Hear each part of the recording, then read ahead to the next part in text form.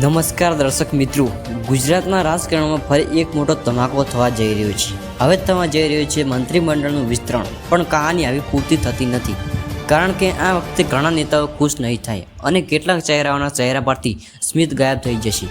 તો આજે આપણે જાણીશું મંત્રીમંડળનું વિસ્તરણ ક્યારે થશે, કયા નેતાઓની ચાંદની ચમકશે અને કયા નેતાઓની ચેર ખસી જશે. ચાલો શરૂ કરીએ ગુજરાતના રાજકારણનો સૌથી ગરમ મુદ્દો.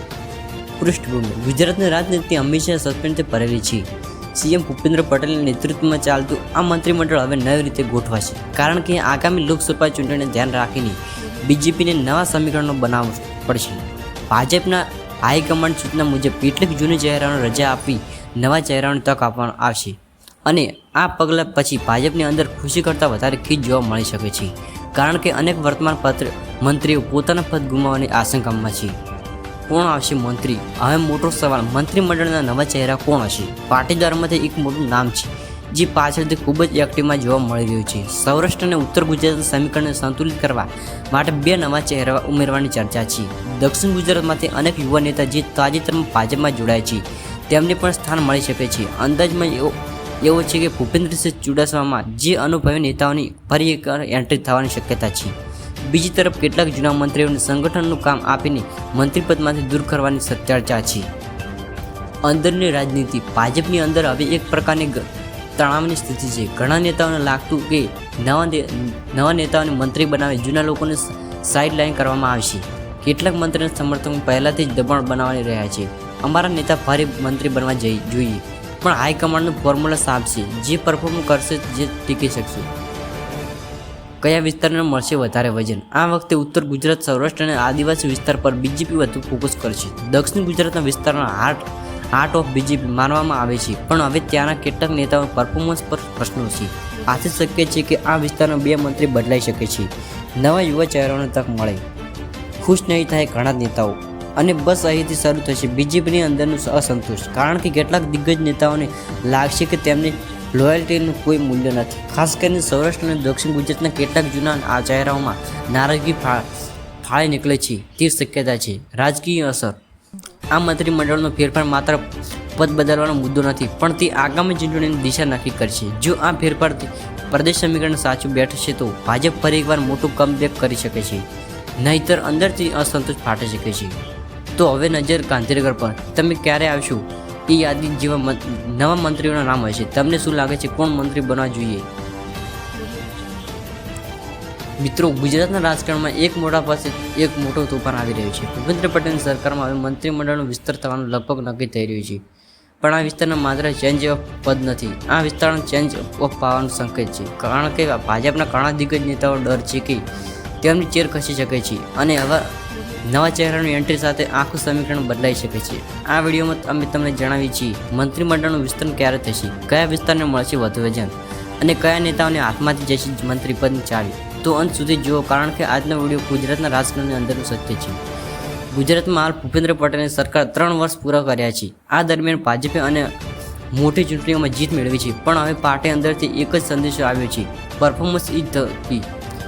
જે મંત્રીઓને વિભાગમાં વિકાસના કામો ન દેખાયા, જે મંત્રીઓ લોકપ્રિયતા ગુમાવી રહ્યા છે, તેમને હવે હાઈકમાન્ડ સીધું મેસેજ આપી ચૂક્યું છે. હાઈકમાન્ડ કહે છે કે હવે 2027ની તૈયારી શરૂ થઈ ગઈ છે અને તેના માટે નવી ટીમ જરૂરી છે.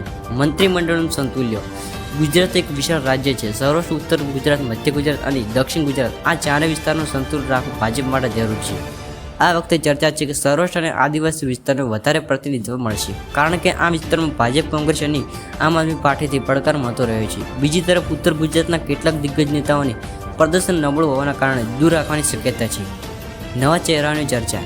હવે પ્રશ્ન એ છે કે નવા મંત્રી કોણ આવી શકે છે? ભાજપની અંદરથી મળતી માહિતી પ્રમાણે કેટલાક યુવા નેતાઓને જેમણે છેલ્લા 2 વર્ષથી મેદાનમાં સક્રિય ભૂમિકા ભજવી છે તેમને તક મળી શકે છે.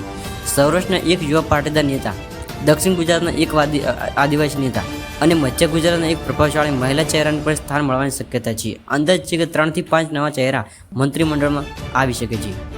આ વિસ્તારમાં કેટલાક મંત્રીઓની ચેર ખસી જવાની ચર્ચા પણ ગરમ છે, ખાસ કરીને જે મંત્રીઓના વિભાગમાં ભ્રષ્ટાચાર આરોપો ઉઠ્યા છે અથવા જે મંત્રીઓ લોકસભા વિસ્તારમાં જઈને લોકસંપર્કમાં ફેલ થયા છે તેઓને હટાવવાની શક્યતા છે. 1-2 મંત્રીઓને તો પોતાના વિસ્તારની બેઠક પર ફરીથી ટિકિટની પણ આશા રાખી છે, પણ હાઈકમાન્ડના નિર્ણય સ્પષ્ટ છે. જે મંત્રી રાજકારણમાં ઉર્જા અને નવો દ્રષ્ટિકોણ લાવે એ જ રહી શકે છે.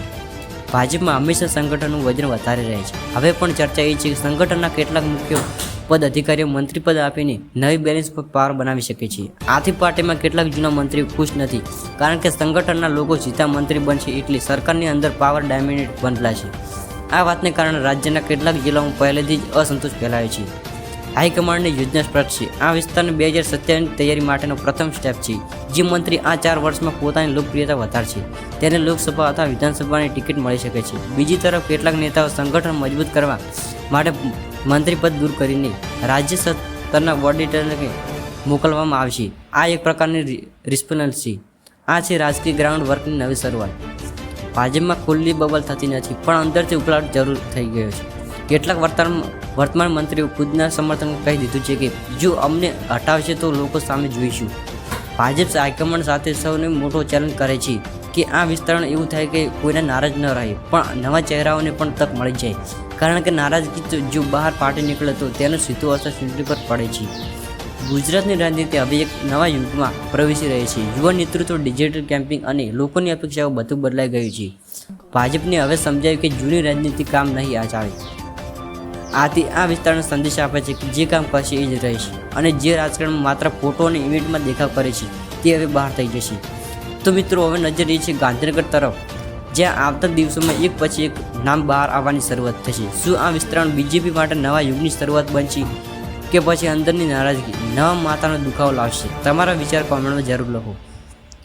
કોણને તમે મંત્રી પદ લાયક માનો છો અને કોને હટાવવું જોઈએ? જો વિડીયો ગમ્યો હોય તો લાઈક કરીને ચેનલને સબસ્ક્રાઈબ કરવાનું ભૂલતા નહીં. જય હિન્દ, જય ગુજરાત.